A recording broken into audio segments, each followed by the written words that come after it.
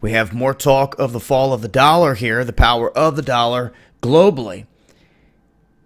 Different countries making different moves, and now Iran and Iraq making the decision to no longer use the US dollar in bilateral trade. It's happening left and right.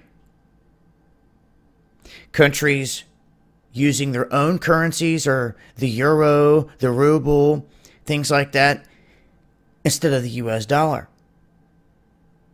People keep making excuses, turning a cheek to the situation, acting like it can't happen, as these moves continue to be made around the globe. China and Japan are now doing the same. China and Russia have been. And then you have Turkey stepping up, making statements that it's time to gradually end the monopoly of the dollar once and for all by using local and national currencies amongst each other, between all of them. This is what they're working toward. And if any of these smaller countries feared trying to make this move alone, now they seem to have the backing of China and Russia. And now with Turkey making this move as well, as bigger countries move into the fold to trade with Russia and China in these other currencies, the smaller countries will continue to do the same.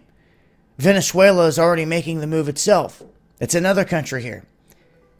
So between Iran, Iraq, Russia, China, Turkey, you also have Argentina's currency falling apart big time, and a crisis right there that no one's talking about in your mainstream media. The masses just blinded by whatever they want to say, out of sight, out of mind, all these other issues.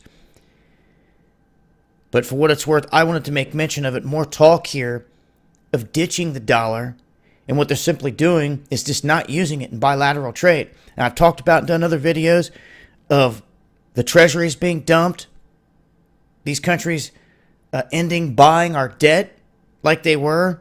A lot of things happening people are not paying attention to that's connected to the dollar. But I'll leave a link. This has been Dabu7.